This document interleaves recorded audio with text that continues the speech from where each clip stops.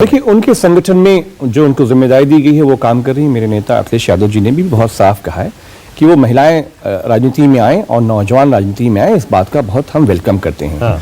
उत्तर प्रदेश में जो समस्या जो बढ़ने वाली है वो प्रधानमंत्री मोदी जी की है कि जो फ्रंट जो आरएसएस बीजेपी वर्सेस रेस्ट था उत्तर प्रदेश में, अब मोदी जी के सामने एक और फोर्स है। आपके सामने नहीं है, हमारे सामने। देखिए, हमारी लड़ाई बहुत क्लियर है। हम एक डिजिट पे आरएसएस भाजपा को, मानक जी मैं बहुत रिकॉर्ड पे बोल रहा हूं मैं आपकी, हाँ। एक डिजिट पे हम उत्तर प्रदेश में और कांग्रेस को, सपा बसपा के लोग लाने वाले हैं। कांग्रेस अपनी जिम्मेदारी निभाएगी। हाँ। वो भी हमारे गठबंधन के हिस्से हैं। हमारी हमने दो सीटें उनके लिए छोड़ी है।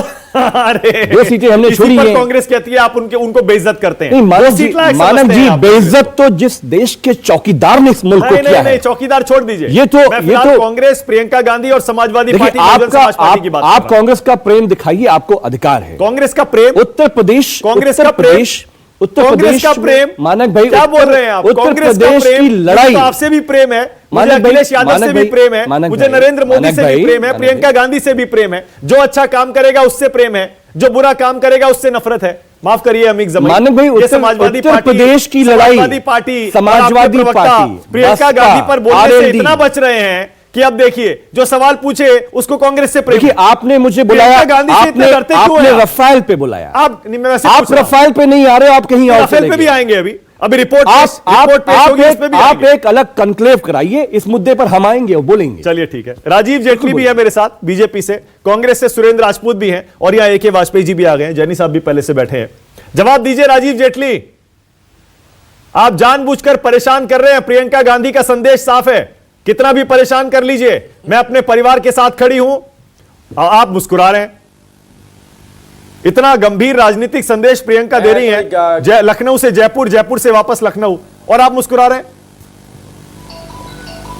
नहीं, मैं मानक जी, आप जब ये सारी बातें रख रहे थे कि वो अपने परिवार के साथ खड़ी हैं, तो मुझे वो एक कहानी याद आ रही थी। वो जो डाकू होता है, उसे एक साधु मिलता है जंगल में, और साधु उससे बोलता है कि तेरे इस लूट के अंदर कौन कौन तेरे हिस्सेदार हैं, जाके घर पे जाके पूछ के आइए। शायद उस कहानी को झुटलाने की कोशिश की जा रही है। दिखाया जा रहा है कि अगर लूटा जाएगा तो उसका बंटवारा बराबर का होगा, और अगर वो बराबर का बंटवारा होगा, हम सुख के साथी हैं तो दुख के भी साथी हैं। तो जब दुख के साथी हैं तो अंडरस्टूड है कि जहां पर भी इन्वेस्टिगेशन होगी वहां साथ जरूर जाएंगे।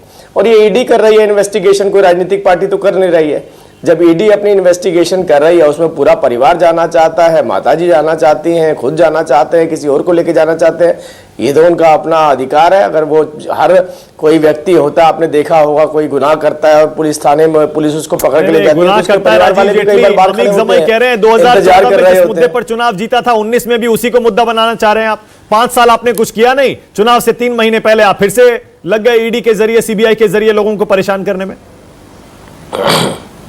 देखिए, इनको तो जब मैं देखता हूं तो मुझे गुलदस्ता याद आता है। उस गुलदस्ते में से निकले हुए कुछ चेहरे, और उन चेहरों को देखो तो सबके ऊपर कोई ना कोई आरोप, कोई जेल में, कोई बाहर।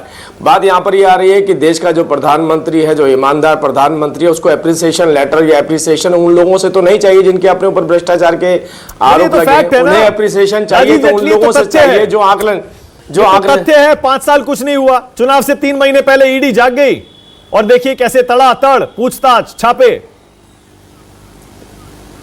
नहीं मानक जी, शायद ये आपके पास मैं थोड़ा सा और जानकारी, जो हमारे साथी बैठे हैं जो उठा रहे थे, कि जब सभी दस्तावेज इन्वेस्टिगेशन एजेंसी के पास, जिसके ऊपर ये बार बार उंगली उठाते हैं ढींगड़ा आयोग के ऊपर, जब सारे दस्तावेज उनके पास आ गए थे तो हाई कोर्ट में जाके स्टे लेने कौन गया था? यही लोग गए थे। किसने कहा था हाई कोर्ट में जाके कि जो भी डॉक्यूमेंट्स इनके पास है उसे सार्वजनिक मत होने दीजिए? वो भी यही कहते हैं। आज तो लंदन की प्रॉपर्टी के बारे में नहीं हो रही है, अब तो Bikaner land deal, Manesar land deal, सारे मुकदमे आ जाएंगे। मानक जी, मैं भी लैंड डील की ही बात कर रहा हूं। मैं गुड़गांव लैंड डील की बात कर रहा हूं, जिसके ऊपर सारे डॉक्यूमेंट, किसान आए थे निकल करके। हाँ। किसानों ने बताया था हमें कैसे लूटा गया है। लोग निकल करके आए थे, बताया था हमारी ग्रीन बेल्ट चुरा ली इन्होंने। कुछ लोग ऐसे आए थे जिन्होंने कहा भी सड़क भी बेच करके खा गए हैं लोग। वो डॉक्यूमेंट जब इन्वेस्टिगेशन एजेंसी 19 में उसकी इन्वेस्टिगेशन एजेंसी के मैंने आपसे क्या कहा, 4-3 साल से जब इन्वेस्टिगेशन हुई, अगर इनको डर नहीं था, ये कहते थे ना अगर हमारे खिलाफ कोई सबूत है तो उठा के हमें जेल में डालिए, तो हाई कोर्ट इन्हें स्टे लेने के लिए क्यों जाना पड़ा? हाई कोर्ट में क्यों जाके बोलना पड़ा कि हमारे जितने भी सबूत है उसको सार्वजनिक ना किया जाए? कोर्ट के कहने पर पूछताछ हो रही है तो प्रियंका गांधी सिंपैथी कार्ड क्यों खेल रही हैं? सिंपैथी लेने की कोशिश कर रही है ना, हमदर्दी बटोरने की कोशिश कर रही है बस। कोर्ट ने कहा ना ईडी के सामने पेश हुई है, इसमें सरकार या ईडी कैसे जिम्मेदार हो गई? मानक भाई जो संविधान ने हमसे कहा है वो हम पूरा काम कर रहे हैं। रॉबर्ट वाड्रा भी जा रहे हैं और वो स्वयं सक्षम है अपने कानूनी लड़ाई लड़ने के लिए। और प्रियंका गांधी जी उनकी पत्नी है, उनके साथ खड़ी हुई है, उसमें मेरे ख्याल से कोई ये सब चीजें लेने की कोई बात नहीं है कि वो को सहानुभूति ले रही है। क्या उन्होंने ऐसा कोई बयान दिया क्या? हाँ दिया ना, दिया।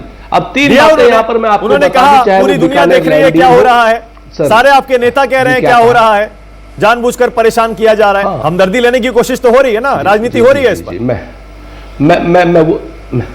ना राजनीति तो अगर भाजपा करेगी तो हम जवाब देंगे। 2 बातें बड़ी स्पष्ट है। मैं आज ज्यादा चिल्लाने के मूड में नहीं हूं, मैं आपसे तथ्यात्मक बात करने के मूड में हूं। अगर आप तथ्यात्मक रूप से देखेंगे तो जो बीकानेर की लैंड डील है उसमें रॉबर्ट वाड्रा की कंपनी चौथी बायर है। पहली बायर क्या नाम ये वसुंधरा राजे सिंधिया ने अपने किसी 5 मुलाजिमों को दिया था, उसके बाद उन्होंने किसी एक को बेचा, फिर किसी तीसरे को बेचा, तब जाकर के रॉबर्ट वाड्रा ने लिया। ये अपने आप में सच है तो इसको तो ले लीजिए आप, कोई वो नहीं है। नंबर 1 वो हो चुका है। दूसरा आप आ जाइए शाह कमीशन की बात आ जाइए। हरियाणा में इन्होंने आते ही एक शाह कमीशन जो खट्टर थे उन्होंने बना दिया था, उसको 10/1/2019 को जिस तरीके से हाईकोर्ट ने क्वैश किया है, उसको लेकर के राजीव जेटली जी की पार्टी के ऊपर इतने तमाचे पड़े हैं कि ये लोग अपना आप आज भी है आपके पास जानकारी नहीं है, उसके दर्द से बरी नहीं हो पा रहे। मेरे भाई थोड़ा सा दुरुस्त कीजिए जानकारी को। एक मिनट सर मैं आपसे बीच में नहीं बोला, आप दुरुस्त आप कर दीजिएगा बाद में। रॉबर्ट मैं इसलिए नहीं बोल रहा हूँ, आप जरूर मैं किसी के बताने पे नहीं चलता, मैं किसी के बताने पे नहीं चलता। ये जानकारी दुरुस्त करके बोलिए। मानक ये क्या बदतमीजी है, मानक ये क्या बदतमीजी है। मैंने कहा कि आज मैं ज्यादा चिल्लाने के मूड में नहीं हूं, मैंने आपको रॉबर्ट वाड्रा ना बोले तो बेहतर है। अच्छा एक सेकंड, सुरेंद्र राजपूत तो आप ऐसे बात कर रहे हैं जैसे जिस मूड में आप होंगे उसी मूड में डिबेट चलेगी और उसी मूड में सारे पैनलिस्ट को बिहेव करना पड़ेगा। माफ करिएगा सुरेंद्र राजपूत, ये राजनीति है सर, ये राजनीतिक डिबेट है।